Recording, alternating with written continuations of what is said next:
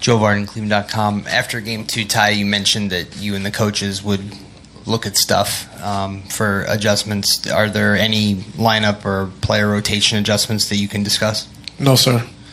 Is it, whether or not you do this, you had gone away from Rodney Hood a while ago, and Jetty hasn't played much at all, and so I think some fans in some corners are, saying, well, try them, but how difficult would that be in a finals to go to one of those guys who just haven't played much in the playoffs?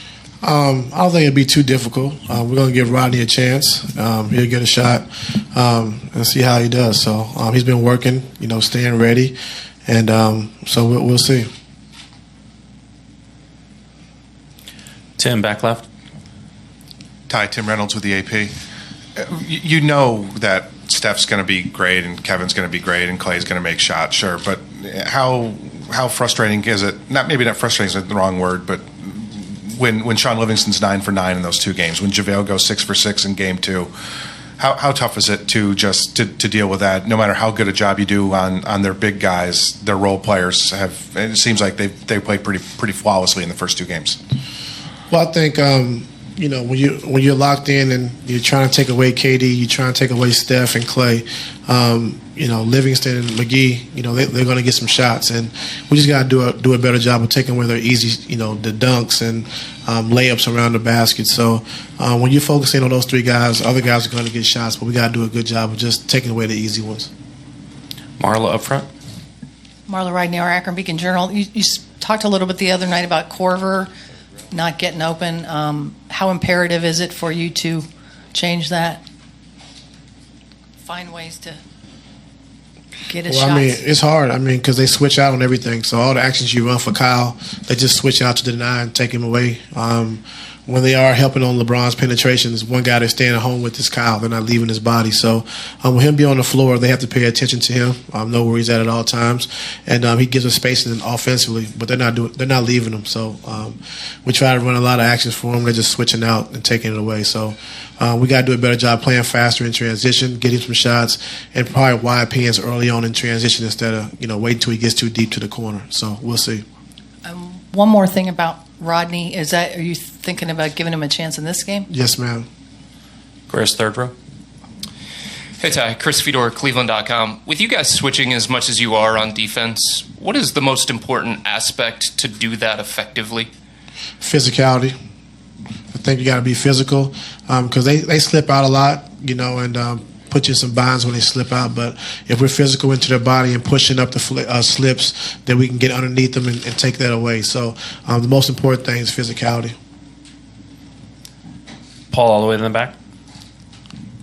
Hey, Ty. Paul Flannery, SB Nation. If I could just take a step back and indulge me a little bit, what is it that you like best about coaching, besides talking to us, obviously? But what is it that you like and appreciate about the job that you do?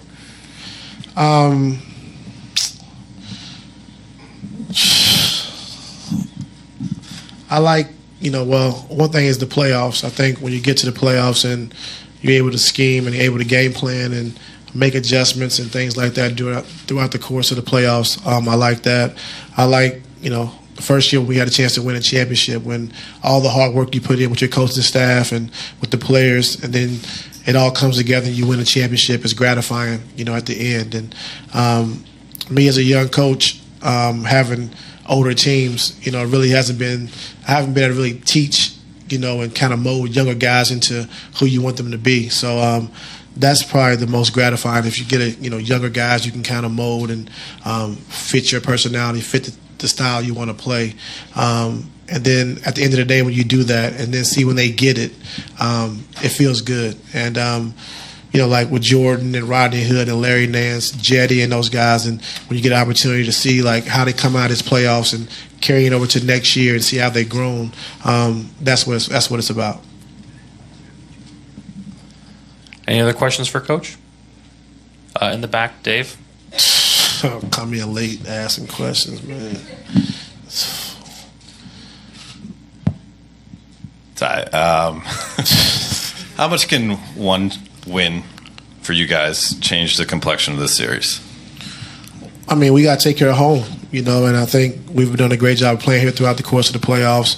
Our fans are great. They're going to be ready and fired up, and they took care of their home court. They won 2 games on their home floor. Now we got to come back and do the same thing. So we're very confident we can do that.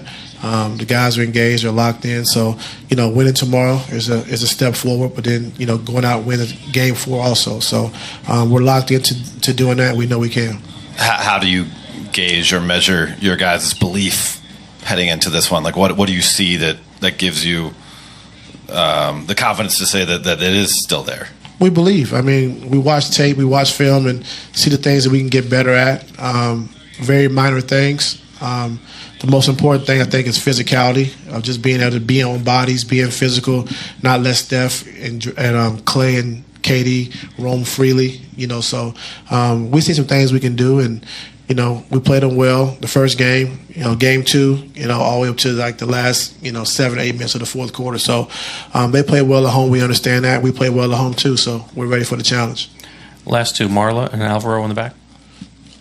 The other night, JR and George were talking about miscommunication on defense, and I was also thinking about communication, like at the end of game 1, about how many timeouts. Do you guys really need to, change anything about their communication issues? No, I think we got to talk ELC, early, loud, and continuous, as far as defensively with our switches. And end of the game, I mean, we all knew we had a timeout left, but we didn't call a timeout to, when Steph got the and 1, we just took it up the floor so they couldn't try to sub Steph out for what we wanted to run. And we got the matchup we wanted, and we got 2 free throws out of it. So no problem with the communication. Last question, Alvaro in the back. Coach Alvaro Martini, ESPN. Golden State presents a lot of problems in transition when they go on offense. Game 2, you did a much better job eliminating fast break points, and yet taking those out, transition defense, when they have the ball, it's early in their offense. What has to happen in these games in Cleveland, the rest of the series, that maybe have not happened before? I think continue to do a good job in transition, like you said. They are the most dangerous when they're in transition. When you have Steph and Clay running to the corners, Katie bringing it up, or Draymond pushing the basketball. The biggest thing is just we can't relax. I think we showed clips to our guys today where Steph gives the ball up and he continues to keep moving. We relax. He gets a 3. Clay, we relax. He gets a 3. So we got to stay locked in. We can't relax and give them open shots. They're going to make some tough shots. That's who they are. But we got to take away the easy ones. Thank you. Yep. Thanks, Coach.